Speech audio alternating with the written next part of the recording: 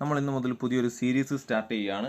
Special topic. ഇപ്പോൾ police കോൺസ്റ്റബിളിൻ്റെ exams വരുന്നുണ്ട്. അപ്പോൾ അതിനുവേണ്ടിയുള്ള സ്പെഷ്യൽ ടോപ്പിക്കാണ് നമ്മൾ ഡിസ്കസ് ചെയ്യുന്നത്. ഇതേ നോക്കിയേ, ഭാരതീയ ന്യായ സംഹിത നോക്കാം. എന്താണ് ഭാരതീയ ന്യായ സംഹിത? ആദ്യം നമുക്ക് അതിൻ്റെ ഒരു ഇൻട്രൊഡക്ഷൻ നോക്കാം. എന്താണ് ഭാരതീയ ന്യായ സംഹിത? നോക്കി, ഇന്ത്യയിൽ നിയമവാഴ്ചയും ക്രമസമാധാന പരിപാലനവും ഉറപ്പുവരുത്തുന്നതിനായി 1860 നിലവിൽ വന്ന ഇന്ത്യൻ പീനൽ കോഡ്, അല്ലെ, ഇന്ത്യൻ പീനൽ കോഡ് കുറച്ച് നാൾക്ക് മുമ്പ് വരെ എന്തായിരുന്നത്? ഇന്ത്യൻ പീനൽ കോഡ് എന്ന നിലവിൽ വന്ന 1860 നിലവിൽ വന്ന ഇന്ത്യൻ പീനൽ കോഡ് അഥവാ ഇന്ത്യൻ ശിക്ഷാ നിയമത്തിന് പകരമായി 2024 ജൂലൈ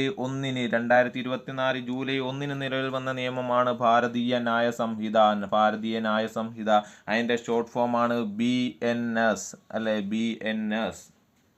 അപ്പൊ എന്താ പറഞ്ഞേക്കുന്നത്? ഇതിനകത്തിലെ പോയിന്റ് എന്തൊക്കെയാ? ഈ ഒരു പാരഗ്രാഫിൽ അല്ലെങ്കിൽ ഈ ഒരു പോയിന്റിനകത്തിലെ ഇമ്പോർട്ടൻസ് ഏതൊക്കെയാ? 1860 ഇന്ത്യൻ പീനൽ കോഡ് നിലവിൽ വരുന്നത്. ഇന്ത്യൻ പീനൽ കോഡ് അഥവാ ഇന്ത്യൻ ശിക്ഷാ നിയമം നിലവിൽ വന്നത് എന്നായിരുന്നു 1860. അതിന് പകരമായിട്ട് 2024 ജൂലൈ 1 നിലവിൽ വന്ന നിയമമാണ് ഭാരതീയ ന്യായ സംഹിത, BNS. ഫസ്റ്റ് പോയിന്റ് മനസ്സിലായല്ലോ. എന്നാ നിലവിൽ വന്ന 2024 ജൂലൈ 1 നിലവിൽ വരുന്നത്. എന്തിനു പകരമാണ് നിലവിൽ വന്നത്? 1860 നിലവിൽ വന്ന ഇന്ത്യൻ പീനൽ കോഡിന് പകരമായാണ് നിലവിൽ വരുന്നത്.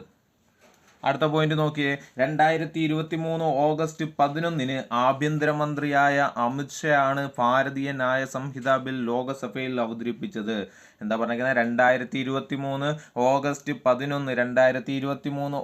11. ഓരോ ഡേറ്റ് ഇമ്പോർട്ടൻ്റ് ആണ്, മനസ്സിലാക്കി വൃത്തിയായിട്ട് പഠിക്കുക. 2023 ഓഗസ്റ്റ് 11 ആഭ്യന്തരമന്ത്രി അമിത്ഷാ ഭാരതീയ ന്യായ സംഹിത ബിൽ ലോകസഭയിൽ അവതരിപ്പിച്ചു. ഓഗസ്റ്റിൽ അവതരിപ്പിച്ച ബിൽ പിൻവലിച്ചതിനെ തുടർന്നു വീണ്ടും അത് രണ്ടാമത് കൊണ്ടുവരുന്നു. 2023 ഡിസംബർ 12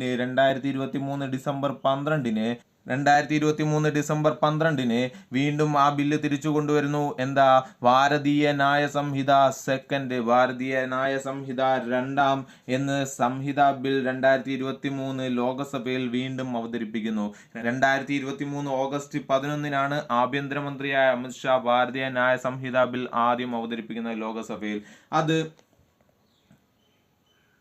ആ ബിൽ പിൻവലിച്ചതിനെ തുടർന്ന് 2023 ഡിസംബർ 12 ഭാരതീയ ന്യായ സംഹിത സെക്കൻഡ് എന്ന രീതിയിൽ വീണ്ടും 2023 ഡിസംബർ 12 വീണ്ടും ആ ബില്ല് അവതരിപ്പിക്കുകയുണ്ടായി. അതിനെ തുടർന്ന് 2023 ഡിസംബർ 20 ലോകസഭയും 21 രാജ്യസഭയും 25 രാഷ്ട്രപതിയും ഈ ബില്ല് പാസാക്കുന്നു. 2023 ഓഗസ്റ്റ് 11 ആദ്യമായിട്ട് ആഭ്യന്തരമന്ത്രി അമിത്ഷാ ഭാരതീയ ന്യായ സംഹിത ബിൽ ലോകസഭയിൽ അവതരിപ്പിക്കുന്നു.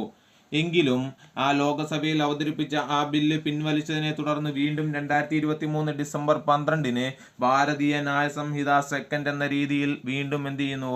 ബില്ല് അവതരിപ്പിക്കുന്നു. ആ ബിൽ 2023 ഡിസംബർ 20 ലോകസഭ പാസാക്കുന്നു. 2023 ഡിസംബർ 21 തൊട്ടടുത്ത ദിവസം രാജ്യസഭ പാസാക്കുന്നു. ഡിസംബർ 25 രാഷ്ട്രപതിയും എന്ത് ചെയ്യുന്നു? രാഷ്ട്രപതിയുടെ അംഗീകാരവും ലഭിക്കുന്നു. അങ്ങനെ 2023 45 നമ്പർ കേന്ദ്ര നിയമമാണ് ഭാരതീയ ന്യായ സംഹിത നിലവിൽ വന്നത്. 2023 45 നമ്പർ കേന്ദ്ര നിയമമായിട്ടാണ് ഭാരതീയ ന്യായ സംഹിത നിലവിൽ വന്നത്. പുതിയ വന്ന നിയമങ്ങളിൽ 20 അധ്യായങ്ങളിലായി 358 വകുപ്പുകളാണുള്ളത്. ഭാരതീയ ന്യായ സംഹിതയിലെ 358 ക്ലോസ് 1 പ്രകാരം ഇന്ത്യൻ ശിക്ഷാ നിയമം റദ്ദ് ചെയ്യുകയും ചെയ്തു. ഏത് പ്രകാരം? 358 ക്ലോസ് 1 പ്രകാരമാണ് ഇന്ത്യൻ ശിക്ഷാ നിയമം റദ്ദ് ചെയ്തത്. അപ്പം എന്താണ് BNS എന്നുള്ളതിൻ്റെ ഒരു ഷോർട്ട് നോട്ടാണ് തന്നേക്കുന്നത്. എന്താണ് BNS എന്ന് പറയുന്നത്? 1860 നിലവിൽ വന്ന ഇന്ത്യൻ പീനൽ കോഡിന് പകരമായി 2024 ജൂലൈ 1 നിലവിൽ വരുന്നത്. നിലവിൽ വന്നതെന്നാണെന്ന് ചോദിച്ചാൽ 2024 ജൂലൈ 1. ആദ്യമായി അത് ലോകസഭയിൽ പാസ്സാക്കിയെന്നാണെന്ന് ചോദിച്ചാൽ 2023 ഓഗസ്റ്റ് 11. ആരാണത് ലോകസഭയിൽ അവതരിപ്പിച്ചതെന്ന് ചോദിച്ചാൽ ആഭ്യന്തരമന്ത്രിയായ അമിത്ഷാ ആയിരുന്നു. ഇനി ആ ബില്ല് പിൻവലിച്ചതിനെ തുടർന്ന് വീണ്ടും ഭാരതീയ ന്യായ സംഹിത സെക്കൻഡ് എന്ന രീതിയിൽ 2023 ഡിസംബർ 12 വീണ്ടും ആ ബില്ല് ലോകസഭയിൽ അവതരിപ്പിക്കുന്നു. അതിന് ലോകസഭ പാസ്സാക്കിയെന്ന ലോകസഭ ആ ബില്ല് പാസ്സാക്കിയത് 2023 ഡിസംബർ 20. രാഷ്ട്രപതി അംഗീകാരം ലഭിക്കുന്നത് 2023 ഡിസംബർ 25. അത് കഴിഞ്ഞ് 2024 ജൂലൈ 1 നിലവിൽ വന്ന നിയമമാണ് ഭാരതീയ ന്യായ സംഹിത. ഇതിനകത്തിൽ 20 അധ്യായങ്ങളിലായി 358 വകുപ്പുകളാണുള്ളത്. അതിനകത്തിലെ 358 ക്ലോസ് 1 പ്രകാരം പഴയ നിയമമുണ്ടല്ലോ, ഇന്ത്യൻ ശിക്ഷാ നിയമം റദ്ദ് ചെയ്തു. ഇത്രയും കാര്യം മനസ്സിലായല്ലോ. അടുത്ത നോക്കാം. ഇതിനകത്തിലെ ആദ്യത്തെ അധ്യായം 1. എത്ര അധ്യായം? 20 അധ്യായങ്ങൾ എന്ന് കൊടുത്തിട്ടുണ്ടായിരുന്നല്ലോ. അതിനകത്തിലെ 1-ാമത്തെ അധ്യായം എന്തിനെ കുറിച്ചായിരിക്കും? 1-ാമത്തെ അധ്യായം നോക്കിയേ. ഭാരതീയ ന്യായ സംഹിതയുടെ 1-ാം അധ്യായം 1-ാം വകുപ്പ് ഈ നിയമത്തിലെ ചുരുക്കപ്പേരിനെയും പ്രാരംഭത്തെയും പ്രയോഗത്തെയും കുറിച്ചാണ് വിവരിക്കുന്നത്. എന്താ പറഞ്ഞേക്കുന്നത്? അധ്യായം 1 വകുപ്പ് 1 എന്തിനെ കുറിച്ച് ഡിസ്കസ് ചെയ്യുന്നു? ഈ നിയമത്തിന്റെ ചുരുക്കപ്പേരിനെയും പ്രാരംഭത്തിനെയും പ്രയോഗത്തെയും കുറിച്ച് വിവരിക്കുന്നു. മനസ്സിലായോ? ഇനി വകുപ്പ് 1 ക്ലോസ് 3 പ്രകാരം ഈ സംഹിതയിലെ വ്യവസ്ഥകൾക്ക് വിരുദ്ധമായി മറ്റു തരത്തിൽ അല്ലാതെ ഇന്ത്യക്കകത്ത് പ്രവൃത്തിയോ വീഴ്ചയോ വരുത്തുന്നത് മൂലം കുറ്റവാളികളാകുന്ന ഏതൊരു വ്യക്തിക്കും ശിക്ഷയ്ക്ക് അർഹത ഉണ്ടായിരിക്കുന്നതാണ്. അപ്പം വകുപ്പ് 1 പ്രകാരം പറഞ്ഞേക്കുന്നത് ഈ നിയമത്തിന്റെ ചുരുക്കപ്പേരിനെയും പ്രാരംഭത്തെയും പ്രയോഗത്തെയും കുറിച്ചാണ്. രണ്ടാമത്തെ വകുപ്പ് 1 ക്ലോസ് 3 പറഞ്ഞേക്കുന്ന ഈ സംഹിതയിലെ വ്യവസ്ഥകൾക്ക് വിരുദ്ധമായി മറ്റു തരത്തിലല്ലാതെ ഇന്ത്യക്കകത്ത് പ്രവൃത്തിയോ വീഴ്ചയോ വരുത്തുന്നത് മൂലം കുറ്റവാളിയാകുന്ന ഏതൊരു വ്യക്തിയും ശിക്ഷയ്ക്ക് അർഹതയുണ്ടായിരിക്കും എന്നാണ്. വകുപ്പ് 1 ക്ലോസ് 4 തൊട്ടടുത്ത വകുപ്പ് പറയുന്നത് എന്താ? ഇന്ത്യയിൽ പ്രാബല്യത്തിലുള്ള നിയമപ്രകാരം വിചാരണ ചെയ്യപ്പെടാവുന്ന ഒരു വ്യക്തി ഇന്ത്യക്ക് പുറത്തു കുറ്റകൃത്യം ചെയ്താൽ ആ കുറ്റകൃത്യത്തിന് എന്ത് നടപടിക്ക് ഇന്ത്യക്കകത്ത് വിധേയനാകുമോ അതേ നടപടിക്ക് വിധേയനാകപ്പെടും. അതാണ് 1 ക്ലോസ് 4 പറയുന്നത്. എന്താ പറഞ്ഞത്? ഇന്ത്യയിൽ പ്രാബല്യത്തിലുള്ള നിയമപ്രകാരം വിചാരണ ചെയ്യപ്പെടാവുന്ന ഒരു വ്യക്തി ഇന്ത്യക്ക് പുറത്ത് കുറ്റം ചെയ്താൽ ആ കുറ്റകൃത്യത്തിന് എന്ത് നടപടിയാണോ ഇന്ത്യയിൽ ലഭിക്കുന്നത്, ഇന്ത്യക്കകത്ത് വിധേയനാകുന്നത്, അതേ നടപടിക്ക് വിധേയനാകപ്പെടും. അടുത്ത വകുപ്പ് 1 ക്ലോസ് 5 പറയുന്നത് ഇന്ത്യയിലല്ലാതെയോ ഇന്ത്യക്ക് പുറത്തോ ഉള്ള ഏതൊരു ഇന്ത്യൻ പൗരനും ഇന്ത്യക്കകത്ത് രജിസ്റ്റർ ചെയ്യപ്പെട്ട കപ്പലിലോ വിമാനത്തിലോ എവിടെയായാലും ഉള്ള ഏത് വ്യക്തിയും ഇന്ത്യക്കകത്തെ കമ്പ്യൂട്ടർ സ്രോതസ് ലക്ഷ്യമിട്ട് ഇന്ത്യയിൽ ഇല്ലാതെയോ ഇന്ത്യക്ക് പുറത്തോ കുറ്റം ചെയ്യുന്ന ഏതൊരു വ്യക്തിക്കും ഈ സംഹിതയിലെ വ്യവസ്ഥകൾ പ്രകാരം കുറ്റക്കാർ ആയിരിക്കും. എന്താ പറഞ്ഞേക്കുന്നത്? വകുപ്പ് 1 ക്ലോസ് 5 പറയുന്നത് ഇന്ത്യയിലല്ലാതെയോ ഇന്ത്യക്ക് പുറത്തോ ഉള്ള ഏതൊരു ഇന്ത്യൻ പൗരൻ ഇന്ത്യക്കകത്തോ അല്ലെങ്കിൽ ഇന്ത്യക്ക് പുറത്തോ അല്ലെങ്കിൽ ഇന്ത്യക്കകത്ത് രജിസ്റ്റർ ചെയ്യപ്പെട്ട കപ്പലിലോ വിമാനത്തിലോ എവിടെയായാലും ഉള്ള ഏത് വ്യക്തിയും ഇന്ത്യക്കകത്തെ കമ്പ്യൂട്ടർ സ്രോതസ് ലക്ഷ്യമിട്ട് ഇന്ത്യയിൽ ഇല്ലാതെയോ ഇന്ത്യക്ക് പുറത്തോ കുറ്റം ചെയ്യുന്ന ഏതൊരു വ്യക്തിയും ഈ സംഹിതയിലെ വ്യവസ്ഥകൾ പ്രകാരം കുറ്റക്കാർ ആയിരിക്കും. ഇതാണ് അധ്യായം 1 പറയുന്നത്. അടുത്ത നോക്കിയ വകുപ്പ് 2 അധ്യായം 1 വകുപ്പ് 2 ഭാരതീയ നിയമസംഹിതയിലെ 1-ാം അധ്യായത്തിലെ 2-ാം വകുപ്പ് പ്രകാരം എന്താ പറഞ്ഞേക്കുന്നത്? ഈ നിയമവുമായി ബന്ധപ്പെട്ട വിവിധ പദങ്ങളുടെ നിർവചനങ്ങളാണ് വകുപ്പ് 2 കൊടുത്തിരിക്കുന്നത്. വകുപ്പ് 2 എന്താണ്? നിർവചനങ്ങളാണ്. വിവിധ പദങ്ങളുടെ നിർവചനങ്ങളാണ് വകുപ്പ് 2 നൽകിയിരിക്കുന്നത്. 39 ഉപവകുപ്പുകളായാണ് സെക്ഷൻ 2 ഉള്ളത്. ഈ സെക്ഷൻ 2 എത്ര ഉപവകുപ്പുണ്ട്? 39 ഉപവകുപ്പുണ്ട്. 39 ഉപവകുപ്പുകളാണ് സെക്ഷൻ 2 ഉള്ളത്, അല്ലെങ്കിൽ വകുപ്പ് 2 ഉള്ളത്. എന്താ വകുപ്പ് 2 പറയുന്നത്? വകുപ്പ് 2 പറയുന്നത് എന്താണ്? വിവിധ പദങ്ങളുടെ നിർവചനങ്ങൾ. ഏതൊക്കെ പദങ്ങളാണെന്ന് നോക്കാം. വകുപ്പ് 2 ക്ലോസ് 3 കുട്ടി എന്ന് പറയുന്നതിന്റെ നിർവചനം കൊടുത്തിട്ടുണ്ട്. 2 ക്ലോസ് 3 കുട്ടി എന്ന് പറയുന്നതിന്റെ നിർവചനം നോക്കാം എന്താണെന്ന്. 18 വയസ്സിൽ താഴെയുള്ള ഏതൊരു വ്യക്തിയും കുട്ടിയായിട്ടാണ് നമ്മൾ കണക്കാക്കുന്നത്. 18 വയസ്സിൽ താഴെയുള്ള ഏതൊരു വ്യക്തിയെയും നമ്മൾ എന്തായിട്ടാണ് കണക്കാക്കുന്നത്? കുട്ടിയായിട്ടാണ് കണക്കാക്കുന്നത്. അടുത്ത വകുപ്പ് 2 ക്ലോസ് 4 വ്യാജൻ. 2 ക്ലോസ് 4 എന്ന വകുപ്പാണ് വ്യാജൻ എന്ന പദത്തെ നിർവചിച്ചിരിക്കുന്നത്. എന്താ വ്യാജൻ എന്ന് നോക്കാം. ഒരു വസ്തുവിനോടുള്ള സാദൃശ്യത്താൽ വഞ്ചിക്കപ്പെടുമെന്ന ഉദ്ദേശത്തോട് അറിഞ്ഞുകൊണ്ട് മറ്റൊരു വസ്തു നിർമ്മിക്കുന്ന വ്യക്തിയെ വ്യാജൻ എന്ന് വിളിക്കാം. എന്താ പറഞ്ഞിരിക്കുന്നത്? ഒരു വസ്തുവിനോടുള്ള സാദൃശ്യത്താൽ വഞ്ചിക്കണമെന്ന ഉദ്ദേശത്തോടെ അറിഞ്ഞുകൊണ്ട് മറ്റൊരു വസ്തു നിർമ്മിക്കുന്ന വ്യക്തിയെ വ്യാജൻ എന്ന് വിളിക്കാം. വ്യാജമായി നിർമ്മിക്കുന്നത് വസ്തുവിന്റെ കൃത്യമായ രൂപത്തിലായിരിക്കണമെന്ന് നിർബന്ധമില്ല. വ്യാജൻ നിർമ്മിക്കുന്നത് വസ്തുവിന്റെ കൃത്യമായ രൂപത്തിലായിരിക്കണമെന്ന് നിർബന്ധമില്ല. മറ്റൊരാളെ പറ്റിക്കാൻ വേണ്ടി മറ്റൊരാളെ വഞ്ചിക്കണമെന്ന ഉദ്ദേശത്തോടുകൂടി നമ്മൾ അറിഞ്ഞുകൊണ്ട് ഒരു വസ്തു നിർമ്മിക്കുന്നതിനെയാണ് വ്യാജൻ എന്ന് വിളിക്കുന്നത്. ഓക്കെ, എന്താ പറഞ്ഞേ? ഒരു സാധനം, ഒരു വസ്തു മറ്റൊന്നിനോട് സാമ്യമായി തോന്നിക്കുന്ന വിധം നമ്മൾ അത് ഉണ്ടാക്കുന്നു. ആ ഉണ്ടാക്കുന്നത് കാരണം, അല്ലെങ്കിൽ ആ വസ്തു കണ്ടിട്ട് മറ്റൊരാൾ വഞ്ചിതരാകുമെന്ന് നമുക്കറിയാമെങ്കിൽ, നമുക്ക് ബോധ്യമുണ്ടെങ്കിൽ വഞ്ചിതരാകുമെന്ന് നമുക്ക് അറിയാമെങ്കിൽ നമ്മൾ എന്തിനകത്തിൽ പെടും? ഈ വ്യാജൻ എന്നുള്ളതിനകത്തിൽ പെടും. അടുത്ത എന്താ പറഞ്ഞിരിക്കുന്നത്? വകുപ്പ് 2 ക്ലോസ് 8 എന്താ പറഞ്ഞിരിക്കുന്നത്? പ്രമാണം അല്ലെങ്കിൽ രേഖ. എന്തിനെയാണ് നമ്മൾ പ്രമാണം അല്ലെങ്കിൽ രേഖ എന്ന് പറയുന്നത്? ആ വാക്കിനെ നിർവചിച്ചിരിക്കുന്നതാണ് 2 ക്ലോസ് 8. എന്താണെന്ന് നോക്കാം. അപ്പം വകുപ്പ് 2 ക്ലോസ് 8 പ്രമാണം അല്ലെങ്കിൽ രേഖ എന്താണെന്നാണ് പറഞ്ഞത്.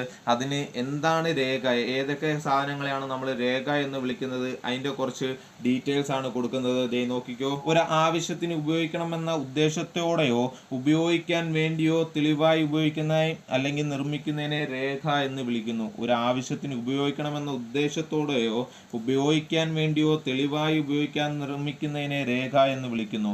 കത്തുകൾ, അക്കങ്ങൾ, അടയാളങ്ങൾ എന്നിവ കൊണ്ടോ ഇവയിൽ ഏതെങ്കിലും ഒന്നിൽ കൂടുതൽ രീതിയിലുള്ളവ ഉപയോഗിച്ചതോ ഇലക്ട്രോണിക് രൂപത്തിലായോ ഡിജിറ്റൽ രൂപത്തിലായോ ഉള്ളവയോ ഉപയോഗിച്ചതോ ആയ കാര്യങ്ങളും പ്രമാണത്തിൽ ഉൾപ്പെടുന്നു.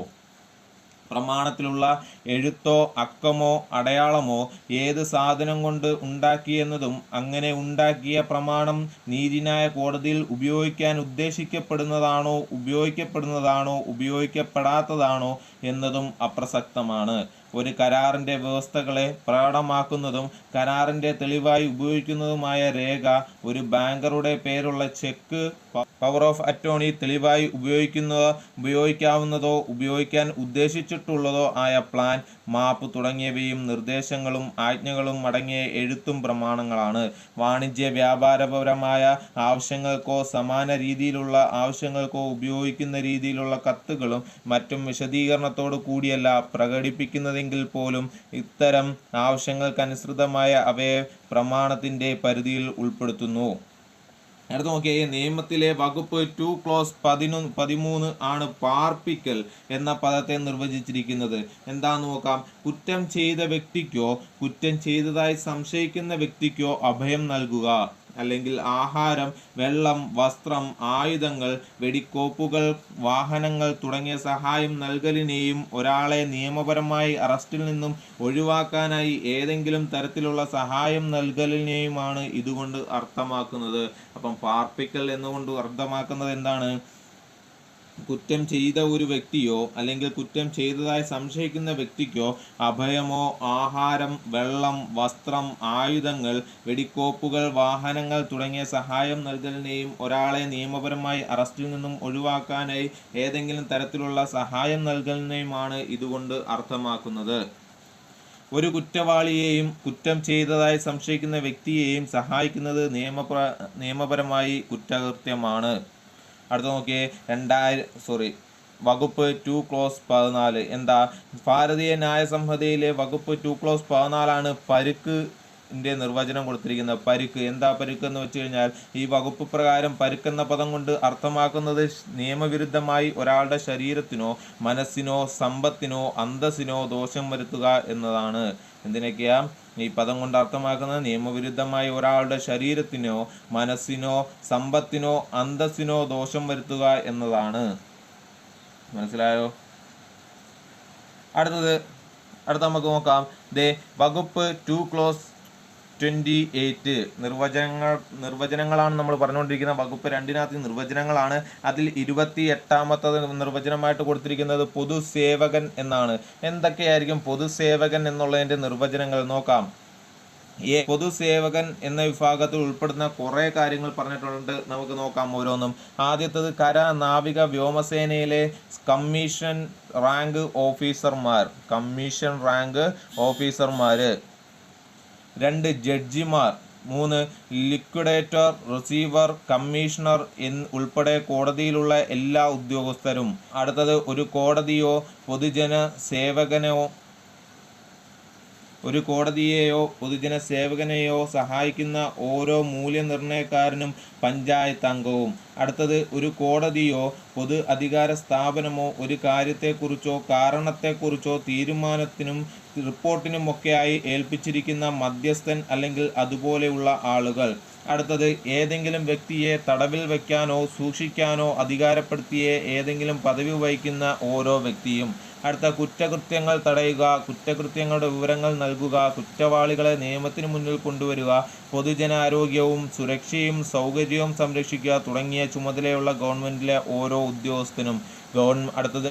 അടുത്തത് നോക്കി. ഗവൺമെന്റിന് വേണ്ടി ഏതെങ്കിലും സ്വത്ത് ഏറ്റെടുക്കുകയോ സ്വീകരിക്കുകയോ സൂക്ഷിക്കുകയോ ചെലവഴിക്കുകയോ ചെയ്യുന്ന, സർക്കാരിന് വേണ്ടി ഏതെങ്കിലും സർവേ തുടങ്ങിയ കാര്യങ്ങളിൽ ഏർപ്പെടുന്ന, റവന്യൂ പ്രക്രിയ നടപ്പാക്കുകയോ സർക്കാരിൻ്റെ സാമ്പത്തിക താൽപ്പര്യങ്ങളെ ബാധിക്കുന്ന ഏതെങ്കിലും കാര്യത്തെക്കുറിച്ച് അന്വേഷിക്കുകയോ റിപ്പോർട്ട് ചെയ്യുകയോ ചെയ്യുന്ന, സർക്കാരിൻ്റെ സാമ്പത്തിക താൽപ്പര്യങ്ങളുമായി ബന്ധപ്പെട്ട ഏതെങ്കിലും രേഖ ഉണ്ടാക്കുകയോ പ്രമാണീകരിക്കുകയോ സൂക്ഷിക്കുകയോ ചെയ്യുന്ന ഓരോ ഉദ്യോഗസ്ഥനും.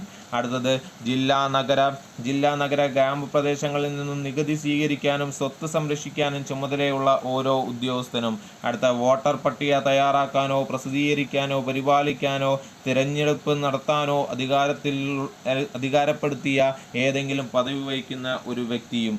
അല്ലെങ്കിൽ സർക്കാർ തദ്ദേശ സ്വയംഭരണ സ്ഥാപനങ്ങളിലെ ജീവനക്കാർ, അവിടെ നിന്ന് ശമ്പളം കൈപ്പറ്റുന്നവർ, പൊതുജന സേവനം ചെയ്യാൻ സർക്കാരിൽ നിന്നും കമ്മീഷനായോ ഫീസായോ വേതനം പറ്റുന്നവർ, സർക്കാർ കമ്പനികളിലോ കേന്ദ്ര സംസ്ഥാന നിയമത്താൽ സ്ഥാപിക്കപ്പെട്ട കോർപ്പറേഷനുകളിലോ ഉദ്യോഗത്തിൽ ഇരിക്കുന്നവരും അതിൽ നിന്നും ശമ്പളം കൈപ്പറ്റുന്നവരും. ഇത്രയും ഡെഫിനിഷനാണ് പൊതുസേവകൻ എന്ന രീതിയിൽ നമുക്ക് കൊടുത്തിരിക്കുന്നത്. ഇത്ര ആളുകളാണ് പൊതുസേവകൻ എന്നുള്ള